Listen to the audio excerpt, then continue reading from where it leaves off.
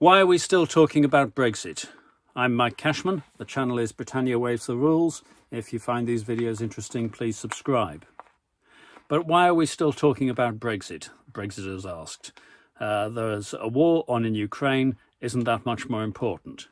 Yes, it is more important. As Chris Gray says in his excellent blog, Brexit and Beyond, certainly it's more important. Nonetheless, this is a Brexit blog, so I shall comment on some Brexit aspects.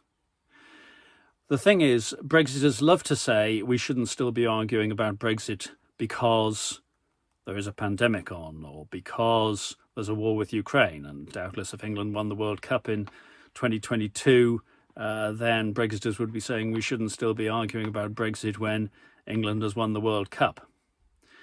It's actually rather odd to say that we shouldn't talk about a policy because it's been implemented.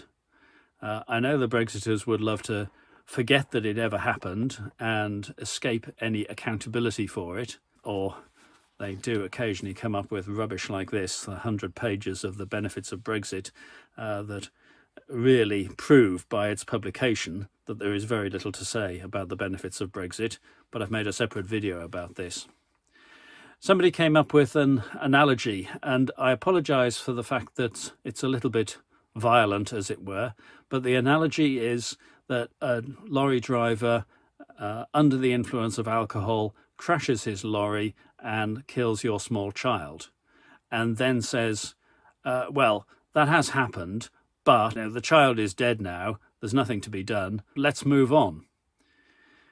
I did think about changing the analogy so that it was just damage to property, but the thing is, in the case of damage to property, there is some obvious reparation that can be made. What makes the analogy work, I'm afraid, with the dead child is this attitude of it's been done for better or worse, there's nothing we can do about it, let's move on. Now, we have to look at the damage that's been done and see in what way we can move forward from that situation.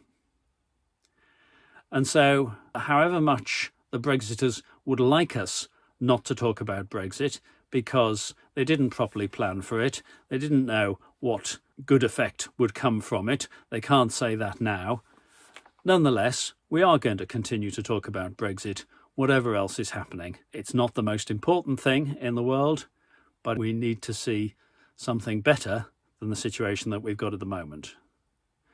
Those are my thoughts. Please add your own, and if this is interesting, subscribe to the channel. Britannia Waves the Rules.